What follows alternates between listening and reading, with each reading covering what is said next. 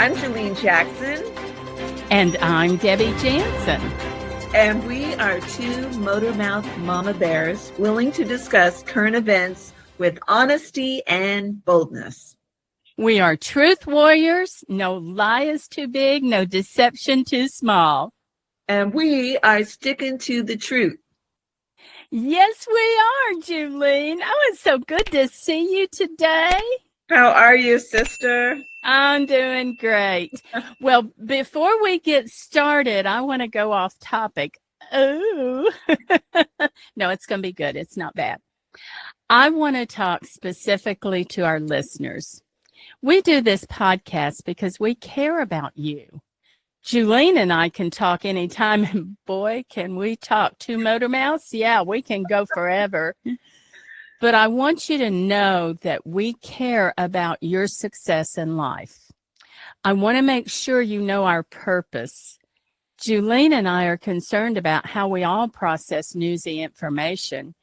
And you can get some of the highlights we give you on news or in the paper. You can do that by yourself.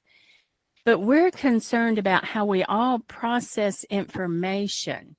So Jalene has a lot of experience with the Constitution, teaching history, and her faith all wrapped up into that beautiful, beautiful spirit. Mm-hmm. And I have 50 years of experience in all forms of relationships and how they impact our success, especially how that works within our society. So when we do an episode, you are getting something that news programs and newspapers don't give you. We give you a plan to apply the news to your life. We tell you about the lies. We explain the truth, but we also tell you how you can succeed with lies and truth swirling all around you. And don't they do that? Yeah.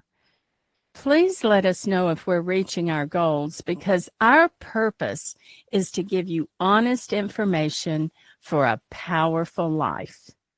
So, Jalene, darling, don't you feel like we are still on the downside of a roller coaster? I do. And I mean, personally, I think that's the best part of the roller coaster, right? The thrill of it all coming down and that little leap in the tummy. But yeah. I think it's really exciting. Like every day he's out there doing something that's bold and newsworthy. And it makes me excited for the future. Me too. And I can't believe how much has happened and changed since the election. Trump has not even been sworn in, and he already has most of his staff and appointees picked and ready to go. And he's making remarkable headway with Democrats here in America. Mm-hmm. Senators on both sides and business people are wanting to work with him. And leaders all across the world are asking for a meeting. I heard that Justin Trudeau, the Prime Minister of Canada, hopped on a plane and flew down to meet with Trump at Mar-a-Lago. Mm-hmm. And Pardo, I think that's how you say it, called him from Mexico. Then he takes a trip to Paris for the reopening of Notre Dame Cathedral and meets with several people. The cathedral looks absolutely amazing, but you had some observations on Paris, right? Well, I was there just a few months before the fire, like 5 years ago.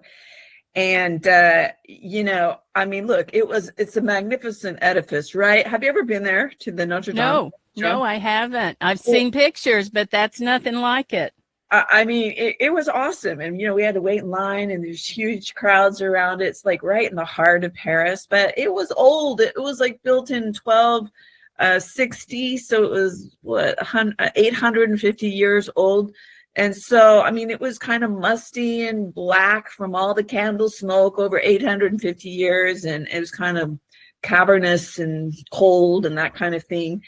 And so it was so awesome. I don't know if you saw any of the coverage on Saturday when all the world leaders gathered for the reopening of that cathedral. And even, even still with war raging in parts of the world, Ukraine and the Middle East and so forth, I just thought it was a beautiful show of unity for those important, a lot of Yeah, important world yeah. leaders to be there. I mean, there was Zelensky and Prince William. Kate wasn't there, and Jill Biden. And did you see when he entered into the cathedral how he went down the line of these world leaders and they stood, and you can just, I mean, whether they like him or not, they know Yeah, that they are reckoning with a man exactly. whom they Yeah. respect and is strong and has a core that is unshakable. And so it's a real interesting time in the world as we're seeing this changing of the guard and how people are responding. But I just have to say, I don't know if you can find the clip of, there was a gal, she looked like a young girl, but I think she's about 39. She's a South African singer, and she actually sang at King Charles' coronation a few years ago, but she's sang the most beautiful rendition for all the world to hear, Amazing Grace. Oh, And wow. she Wow. said it was like a divine moment to be able to be in this beautiful, refurbished, refreshed cathedral, house of God, and to sing, this Christian hymn about forgiveness and redemption and the grace of God. The story behind Amazing Grace is so, about the slave owner Newton, Yeah, English yeah. slave owner. It was a Broadway show. I'm rambling now. A few years ago, I went to go see it. But the words and the testimony of redemption and revival that went throughout the world, and as she sang it, and I don't know, I just thought, and then to see all those world leaders there, receiving, this new president Yeah. of the United States, and you could feel the fellowship and the peace and the joy of kind of celebrating the resurrection of the old church, but maybe a resurrection of a new age and time in the world right now with this new leader at the helm. And so it was awesome. I loved it. Yeah. And can you imagine what that sounded like? Oh, Oh my goodness. the acoustics are in the cathedral are, I mean, Deb, we got to go to Paris, girl. Oh yes, Can yes, we do. we do this? I was just thinking about that. I didn't think about it yesterday, but we had a monastery near our house in Georgia. Uh-huh. And Ken and Jamie have always been in music and loved music. And I remember walking in there, and Ken, we were up on the top balcony, and it had all the big, high, tall ceilings and the acoustics and everything that those kind of churches have. And he started singing, I think he sang Amazing Grace. I'm not sure, but it just reverberated everywhere. You just felt like there was 1,000 voices in this one place when there really wasn't. So I bet at Notre Dame, it was amazing. And to have such a meaningful message and song and testimony of the power of the grace of God with all those world leaders, it was powerful. It was Wow. And I agree that Trump is making big waves for our country and good decisions that will impact the world. And a lot of what I'm hearing is just fun. Me in relationships. I love to talk relationships. It seems like he's just being himself and making friends. When he met with Prince William, I heard he ask about Princess Kate and how she was feeling and how she was doing with her cancer. He was laughing and talking to people. And from our trip to Mar-a-Lago that he's a funny guy and he likes to have fun. When he spoke there at that event, he was cracking jokes and pointing at people and laughing with them. Mm-hmm. But even having fun with all that, I keep wondering about the portion of our country that is still steeped in anger. He had his first sit-down interview with Kristen Welker on, I think that's how you say her name, pardon me if it's not, on NBC's Meet the Press. And I watched part of it and I just loved it. He was calm. He was kind. He was focused. He didn't have any notes, no pressure, and no push to make his points. He was a perfect gentleman when she wasn't so nice and seemed genuinely interested in Kristen and what she wanted to know. Now, she did a good interview, but she didn't start very nice. Very first question right out of the gate was if he was going to put his opponents in jail. Mhm. And you know what? He was polite with her, but again, he said no. He wanted to move forward. He wants to unite this country. He wants success that means moving forward. Now, some people might be anxious about his answers. In his interview with NBC, Trump indicated he would not explicitly order his appointees to go after rivals, even as he continued to attack special counsel Jack Smith and again suggest that lawmakers who investigated the January 6th attack should be in jail. They did do things that probably would warrant that kind of action, but instead, Welker then asked Trump about Kash Patel and his choice to lead the FBI and that he had spoken about the need to target the deep state. And here's what Trump said.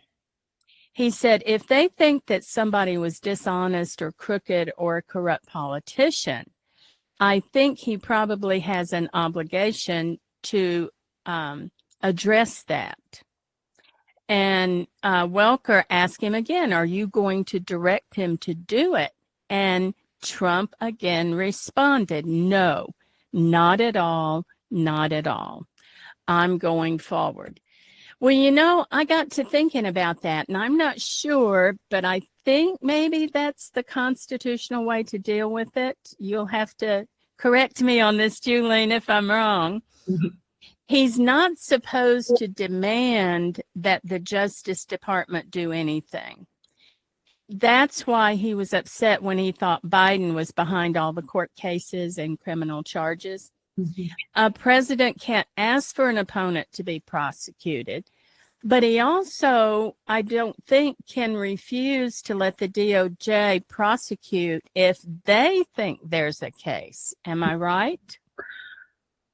Well, Deb, look, he's the commander in chief, and he, has picked his cabinet, and they report directly to him in the executive branch, right? He oversees ultimately all these agencies that these cabinet members, oversee. So the Attorney General Pam Bondi is oversees the Justice Department, but ultimately President Trump oversees her. So he's the ultimate law officer.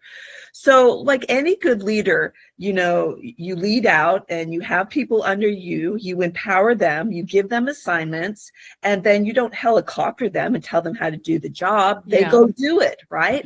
And then ultimately they come back and return and report.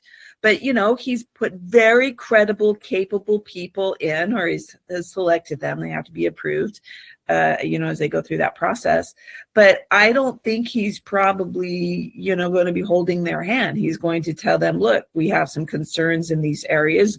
Go investigate. I mean, the Department of Justice, I think it's 115,000 employees that oh my goodness is going to oversee. So, she now is going to have to task certain people that will report to her, and she will ultimately report to Donald Trump.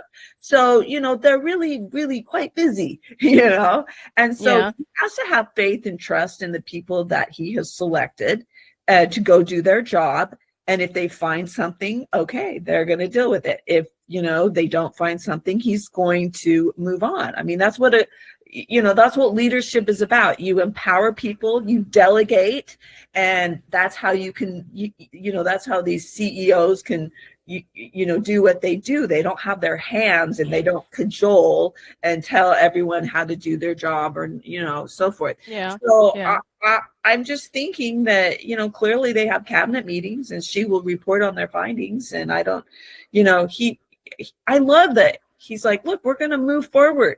If injustices have occurred, we will deal with it. But if not, he's got, the business of running a country. So I don't think he's trying to fabricate or make up things. That's how I read him and believe him. Now, some people might say he really is going to, sinister things.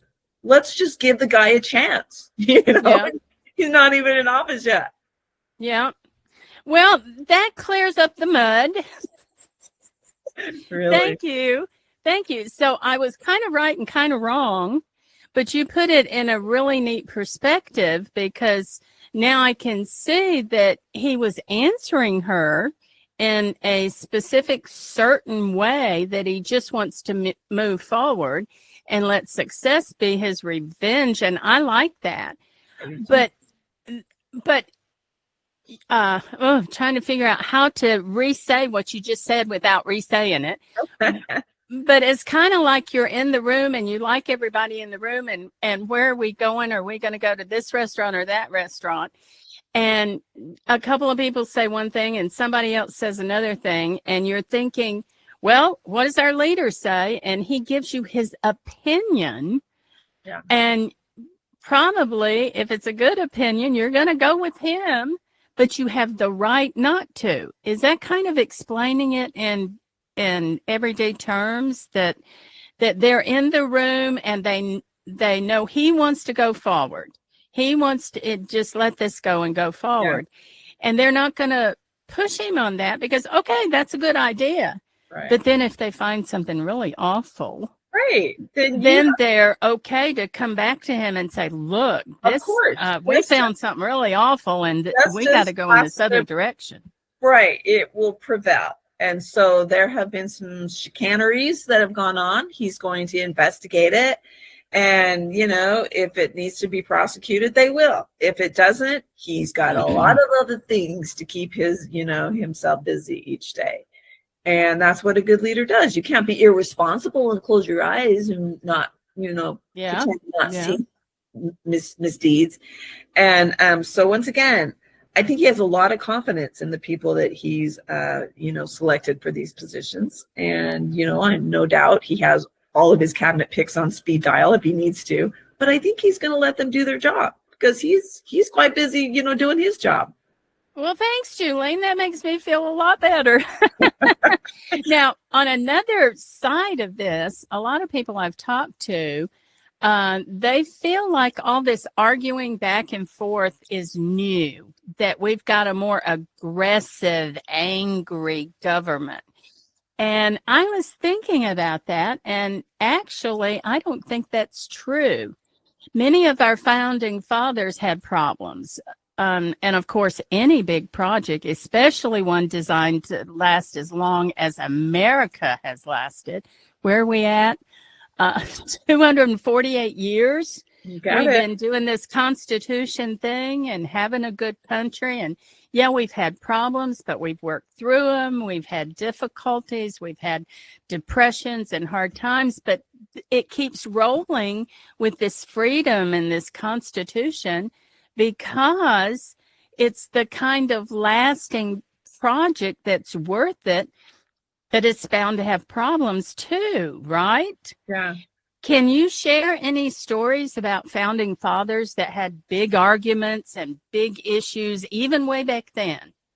Oh, man, Deb, there were so many of them. I mean, like the famous one is the feud between John Adams and Thomas Jefferson. They had a long, complicated relationship. They met kind of in 1775. I think it was the First Continental Congress, and they became close friends because they had a common cause, right? And they were establishing this land. They worked together, and they had a mutual respect for one another. I mean, Adams, said Jefferson was elegant and philosophical and intelligent, and he wanted, Jefferson to write the Declaration. And Jefferson said, "No, why don't you? You're a lawman."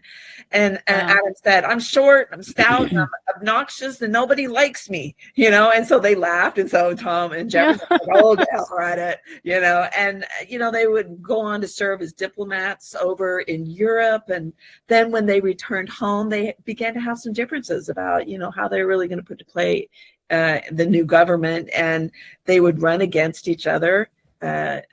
President and Thomas Jefferson actually won the election of 1800, and it was known to be, still is, one of the nastiest elections ever in 1800, between Adams, who was our second president, and Jefferson, who was our third. And those two did not talk to each other after that election for 12 years. And They didn't talk? They did not speak to each other for 12 years after the election. And they had been good friends who respected each other. But wouldn't you know, I think it was Adam who broke the silent treatment like 12 years later, and they began a series of letters over the last 14 years of their life. I think they wrote 158 letters, and they're beautiful. Oh my goodness. And they talk about, why he did that and why he believes that. And when, the story, they died on the same day, July 4th, 1826, just a few hours from each other. And I didn't know that. On Adam's deathbed, he said, well, at least Jefferson still lives. And unbeknownst to Adams, Jefferson had just died like an hour or two earlier because, one was in Massachusetts, one was in Virginia. So his last thoughts, Adam was of his dear friend. But, look, it was a long, complicated friendship. And there were periods when they didn't talk. But how beautiful we have those letters of the last 14 years of two friends going back and forth in their old age, and it's beautiful. And then there's some tragic ones that, Aaron Burr shot the Secretary of Treasury, Alexander Hamilton, which has gone on to be such a popular Broadway show because of some disagreements that they had. And so, relationships are complicated. They always. Yeah, they are. Especially when you include politics. Woo, truly. Oh my goodness. Wow. I love those founding fathers, but sounds like nothing has changed. Oh. But why should it? People with big ideas will probably have confrontations, don't you think? Absolutely. I worry that some people think that if you're angry all the time and you speak with a gruff voice or you look mean, that somehow that means you're smarter and more wise than anyone else. It's as if they believe that a sad or angry face equates wisdom. Maybe they think the person who yells the loudest or creates a good lie should win the debate. And that's just not true. Kind of sounds like a bully to me. But I do wonder if the Democrats believe that philosophy sometimes. I hope not, but I wonder about it because it doesn't seem like they're ever positive about life or just even happy with the day. They have to win to be happy. They can't just exist with everyone else and go through that process of arguing or trying to get to the truth of what needs to be done with this country. It feels like Democrats yell at us more than they praise us, and we know most of them don't like us. And I don't want to think that way about them. I don't like to spend my life thinking that way about anybody. But sometimes it's overwhelming, the things that come through the news or articles or newspapers. And that's the way it comes off about how they feel about me. Now, I don't watch it on my own, but I've seen clips of The View, and I just laugh. I just have to laugh at them. Do they really think that all their arguing and hand-wringing makes them seem intelligent? I'm kind of turned off by those attitudes because they seem like lies and they don't make any sense and it doesn't add up. And most of the time, Whoopi, where did she get that name? I got to look that up. Where did she get the name Whoopi? Is it Whoopi or is it Whoopi? Anyway, sorry, off the trail here. Sorry. I wonder if her mama or her grandmama called her that. It's cute. It's cute, but it doesn't fit all the arguing and fussing, Anyway, she's a hoot. That's okay. And she rants and raves like the world is coming to an end. And on their show, it seems like that's their goal, is to get you all upset because the world's coming to an end. I didn't like the basic beliefs of the Biden administration. I didn't think they were going to work, and they didn't. But here's the thing. I knew no matter what, I was going to trust God and get through it. So it bothers me when people hold on to anger like a security blanket. It bothers me because an angry person I'm sorry, is a miserable person. I've never met a really angry person that seems happy. And I feel sorry for them. And that type of person is not good for themselves and not good for anyone else.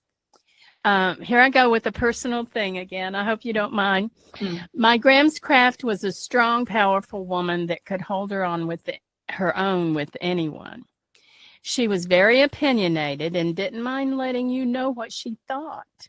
And if her only granddaughter, Debbie, was doing something that wasn't right, whew, boy, did I get it. She could tell it like it was, and I knew I had been told the truth or told what it was. But then it didn't take very long. Within a few minutes, she was hugging me and telling me how wonderful I was and how much she loved me. Now, some people don't like that, but I did. I got the honest truth with all the passion she knew how to dish out. And I also knew that no matter what the problem was, she was not going to hold on to anger. She said her piece and she moved on. She gave me the information I needed and then gave me the love I needed. And I like that. I can live with that. She never brought up the past. Once we discussed all the facts about my problem, it was over, done. No need to discuss it anymore. And Julene, I try to be like her. For her, it was like it hadn't happened and we could move on. And she still loved me and the world was great. And let's be happy now. Do you agree with that kind of philosophy? You're so blessed to have a Grams. Is that what you call her? Grams. Yeah. And that's risen up and probably really blessed your life. The ability to let bygones be bygones, that little phrase, and not try and keep drudging up the past and throwing it in someone's face. I mean, me and my husband are celebrating our 31st wedding anniversary today. And I'm more in love with that man than I was 31 years ago. And it's not that he's perfect. It's not that I'm perfect, but we have been willing to forgive and forget, or forgive and do better, and no one wants to have your sins and crimes and transgressions thrown back at you. I mean, that's the surefire way to ruin a relationship, right? Right. And so the ability to, repent or say I'm sorry and to be able to forgive and to bury it and to move forward is really powerful. It actually makes, I think, a relationship better and stronger. And I mean, certainly people that are holding themselves up as leaders in organizations or leaders of countries, they're going to have all kind of rocks unearthed and they're going to have to explain some past things, Yeah. and that's just the reality of that. But in personal relationships, that is probably one of the best gifts you can give someone, is to forgive them and move on. Right. I think so. So, Julene, one of your favorite books is The 5,000-Year Leap. I'm going to see if you can kind of bring some of that and explain to people what it is. But that book helps us stay centered in a messy world with angry people. Yeah. So can you give us something from the book to kind of tell us how to stay centered with angry people? Yeah, well, it's 28 principles that our founding fathers used to establish this country. And the first 3 principles, imply being tied into God's law, which is tied into, saying I'm sorry and forgiveness. Repentance and forgiveness are biblical terms for when you make a mistake, own up to it, say you're sorry, and be willing to forgive the person that says they're sorry. So it says, that the best way to have a strong government and to have good relationships, principle number 1, is to base it on God's law. And God's law is all about forgiveness and do-overs, second chances, right? And then the second principle says, look, if we're going to live under this Republican Constitution where the voice of the people is preeminent, you have to be good. You have to be virtuous. You have to be morally strong. So you got to be in relationship. You got to be able to do religion. That's the fourth principle. Yeah. And then the third principle says, and you got to elect those kind of leaders. You got to be virtuous and morally strong, and you have to elect morally strong and virtuous leaders. So it's not saying that we have to elect perfect people or people that are going to be pastors, but we have to elect good people that if they've made mistakes, I mean, look at Hegseth right now. He's having to explain some bad behavior, bad immoral behavior. And I heard him speak the other day that his life changed when he found God. And he, changed his life when he turned it over to God. And Right, that gets my right. respect, right? Because Yeah. everyone is entitled to second chances when you turn to God. That's what God's message is all about, is redemption. That's what amazing grace is all about. But we now have to watch a person's actions, because anyone can say anything they want, but it's what they do. And so what he has done, the last how many years is telling. Now, Yeah. what he did 10 years ago, he's got to explain. But, if a person says, I have been reborn, I have brought God into my life, I have felt his redemptive, amazing grace, that gets my attention, because I want to be able to tap into that grace of God as well. Right, right. Oh, I love that, Julene. And I was just thinking while you were talking, we need to get some copies of that book and send it to a few people in the Senate as they're confirming the new picks. Sometimes forgiveness is the best way to go forward, is to say, hey, a person can change. And I love this 5,000-year leap. Get the book, folks, if you want to know more about your country and how we got here, but how the founding fathers used their faith to bring about our Constitution and how we are. So don't let anger rule your life. And don't believe the lies that you getting angry is going to make you smarter. It's not. Probably being calm and looking at life like it should be is going to make you look a lot more wise.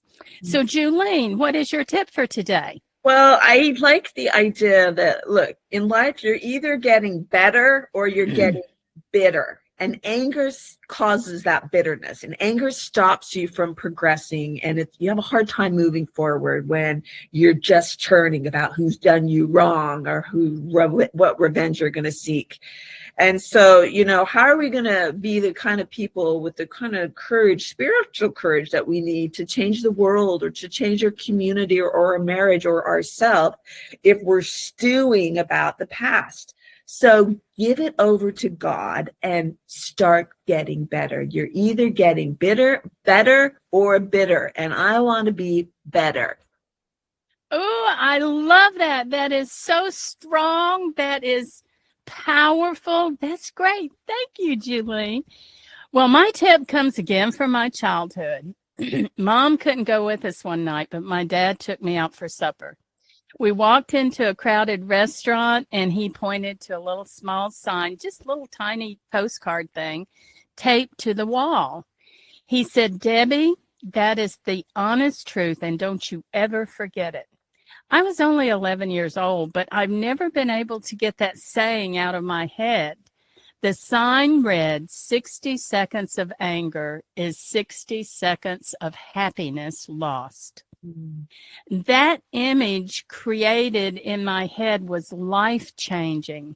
I could see like this savings account, and when you get angry, those seconds of happiness just melt away and are taken away. I've often bit my tongue because I didn't want to lose the 60 seconds of happiness that lay before me. I just couldn't imagine losing that friend that sat beside me because I was angry. And with my children or my husband, I wanted them to remember the happiness in our home, not the anger. And that meant that I had to protect their happiness savings account by holding my anger. So today, remember that saying and be careful that you respond with with kindness. Sorry. Well, thank you for being with us today. We went a little bit over, but that's okay. Subscribe to this podcast and join us again when we discuss fresh topics. Now, remember, you can ask me a question or Julene a question just by writing Debbie@debbiejansen.com. And thanks again to our producer, Ken Jansen. He does a wonderful job. This is Debbie Jansen, and I'm sticking to the truth. And I'm Julene Jackson, and we hope that you're sticking to the truth. Have a beautiful holiday season, and we will see you next week. Bye-bye.